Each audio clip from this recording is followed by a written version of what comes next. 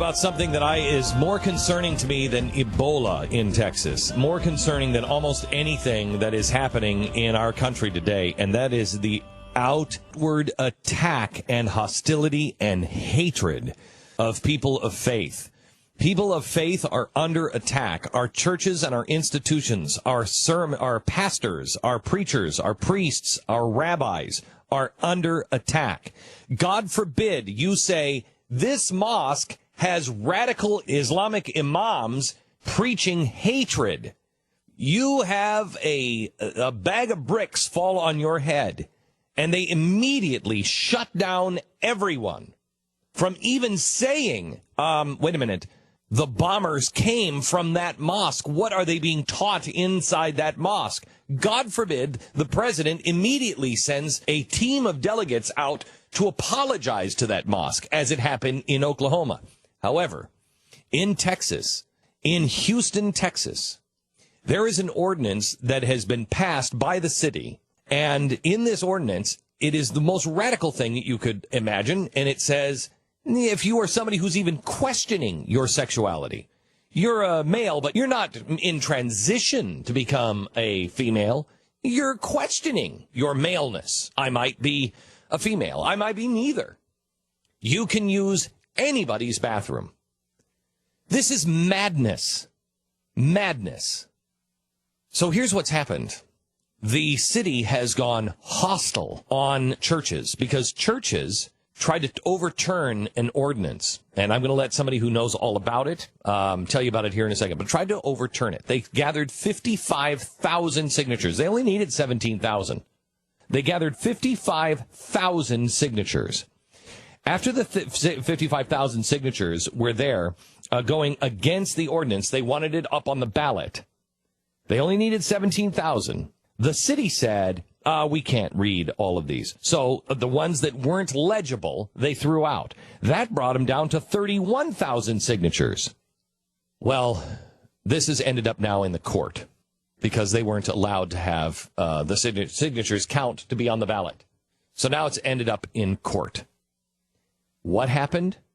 Now the city is saying, we want all of your sermons.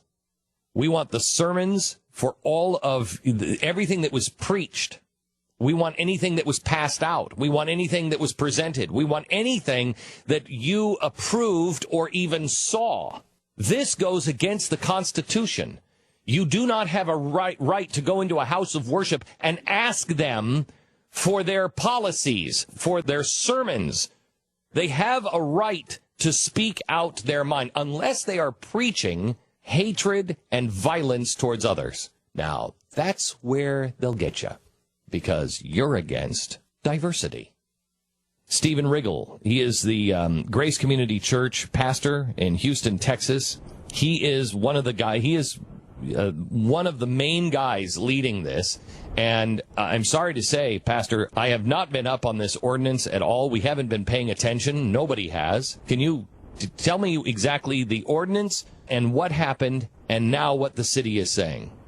Well, it's an equal rights ordinance, and for our mayor, who is the openly lesbian of the largest, she's a lesbian mayor in one of the largest cities in the country, and this is her final term, and so this is her crowning legislation to get this through. We opposed it basically on first 3 terms: gender identity, gender expression, and public accommodations. Public accommodation means that whether it's a public or private business, if the public is allowed to go there, then it's defined as that. Secondly, gender expression and gender identity have to do not with how you were born biologically, but whatever you think you are and express yourself to be. So, so a man could go into a restaurant, say, I'm going to go in the ladies' restroom, and if he was stopped and said, you can't go in there, he said, well, look, I may look like a man, but I express myself as a woman. He could be a predator. He could be a predator. And you can't say anything to him as long as he expresses that he now feels like a woman. Exactly right. So we opposed it on that. We also opposed it on the idea that it was an unequal rights ordinance because what it was giving was granting a certain group of people rights that no one else had, or giving them rights only because of their lifestyle choice. We are for equal rights, but the gay community already has all the rights the rest of us have. So we opposed it on that basis, and the mayor already had the city council lined up to vote for it. We had a polling company do a poll in the city. 82% came back and said they were opposed to this ordinance. We gave that to the mayor, gave it to the council members. They voted it in anyway. So we did a referendum. As you said, 55,000 signatures we gathered. We knew we had 31,000 right, and the city secretary, who is the only one charged by the city charter with verifying signatures, stopped counting at 19,000 because we had already passed the threshold with a 93% pass rate. And then the city attorney inserted himself.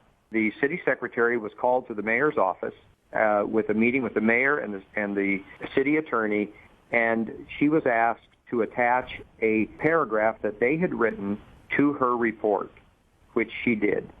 And basically the city attorney had inserted himself, which has never happened in the history of the city before, and disqualified more than half of the petition signatures. Why? On what? Well, on basis like you can't read them, they weren't done right, blah, blah, blah, blah, blah. One sitting city council member's petition was thrown out. My daughter's petition was thrown out, and a third grader could read her signature. And so this is over and over and over again. And for people who are listening, who think that somehow this might be some kind of just personal spat with the mayor, absolutely not. What you have here is you have the violation of our First Amendment rights. You have the violation of our religious liberty. And thirdly, you have two people, the mayor and the city attorney, who have single-handedly taken away the voting rights of the fourth largest city in the country.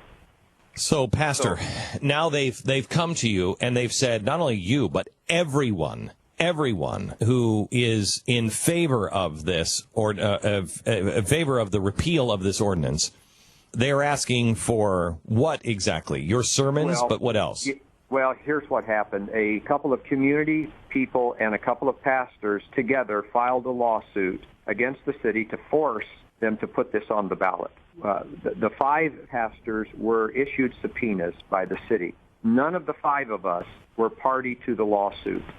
And in the original subpoena, they asked for 17 different areas of communication, including sermons, any emails, text messages, correspondence, anything we communicated to the congregation. And included in that subpoena, it said about the ordinance, about the referendum, and about Mayor Parker, about the mayor personally, anything that had been said about the mayor. So it was very, very broad. And the mayor and city attorney, when challenged on this, said, we didn't even know that subpoena was going out, which if anyone knows the mayor and the city attorney, they would know that there is no way that the mayor and city attorney did not know that subpoena was going out. They just got caught. So we said, the five of us said, no way. And we, Alliance Defending Freedom attorneys, came in to defend us. And we have said to the mayor, we don't have any problem with you having all of our sermons. In fact, I've said publicly, look, if the mayor and the city attorney will agree to listen to all of my sermons, I'll give them 31 years worth. That's how long I've been in this city. They can have them all. As a matter of fact, they're already on the website. They could go there and get them any day of the week. But what we are opposed to is the state telling us that we have to turn those things over for their inspection. Have you ever seen anything like this? Well, I've never seen anything like it, but more than that is that Eric Stanley, the lead counsel with Alliance Defending Freedom, he was asked the same question. And he said, and they do this constitutional law stuff all over the country and religious liberty cases. He said, I have never seen anything remotely like this at all. This is the most dangerous thing I've seen. This is more dangerous to the Republic of Texas than Ebola is. This is more dangerous than anything I have ever seen. Everybody who said, Stu, did you pull up any of those phrases? I asked people, I asked you about an hour ago. Go find the phrases of people when we said, the next thing you know, if you say, yes, this is not about equal rights. It's never been about equal rights. This is about shutting people down. As Jeffy said, your diversity is great unless it disagrees with my opinion. That's what this has been about, shutting down the churches and shutting down people of faith. And everyone said that would never, ever happen. Yeah, slate will churches be forced to conduct gay weddings? Not a chance. That's just a scare tactic conservative groups use to frighten voters. It's happening now. It's happening in Coeur d'Alene, Idaho, right now. Two ministers are being threatened with 7 years in jail unless they perform a gay wedding. So Slate Magazine, liar. Next. This is Washington Post. They do allow for outliers here, but they say, we've been warned nationwide same-sex marriage would bring an unprecedented wave of conflicts between married same-sex couples and religious traditionalists who would refuse to provide services in any other way to facilitate the marriages. Thus, we'd finally see clear examples of the harm created by same-sex marriage. These fears have been largely unrealized so far. Have they? How about the people who won't make wedding cakes? Yeah, and they do say that there's been a few celebrated conflicts that they allow for that, which is celebrated. Okay, this is a few celebrated only because it's the beginning. Only because it's the beginning. Here's what I would like to do. I'm going to give you the address of the mayor, Mayor Anise Parker, Houston City Hall, 901 Bagby Street, Houston 77002. I would like to ask all preachers, all pastors, all rabbis to send her your sermons. In fact, if you're not a preacher, pastor, or rabbi, I would like to ask you to go do your own homework. Go look some things up from George Whitefield, the first evangelical in America. Go look him up. Go find some of his speeches and some of his sermons on religious liberty. Go find the best sermons you can find on religious liberty and send them to City Hall in Houston. America, there are not a lot of chances left. We've got to wake up. Our churches must wake up.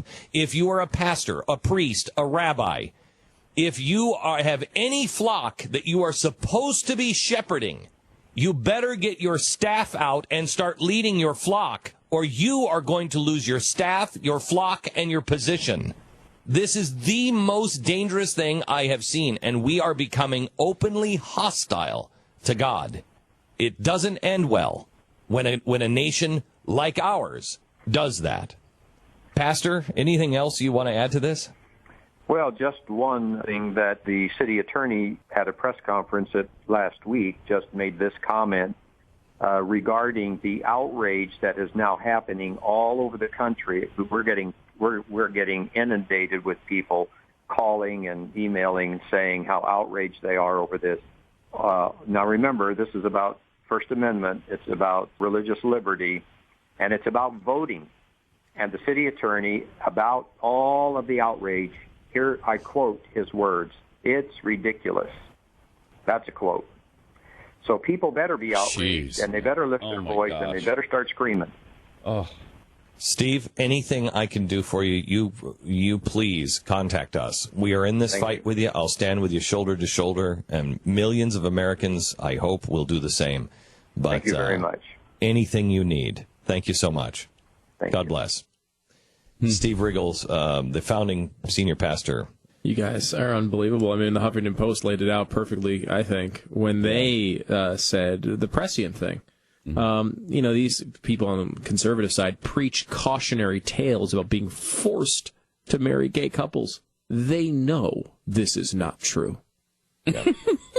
And we tell that again. That. Mm-hmm. Tell that. Read the front page story facing on the Blaze. 7 years. 7 years in prison in Coeur d'Alene, Idaho. For this week. Yeah. For the infraction of this week.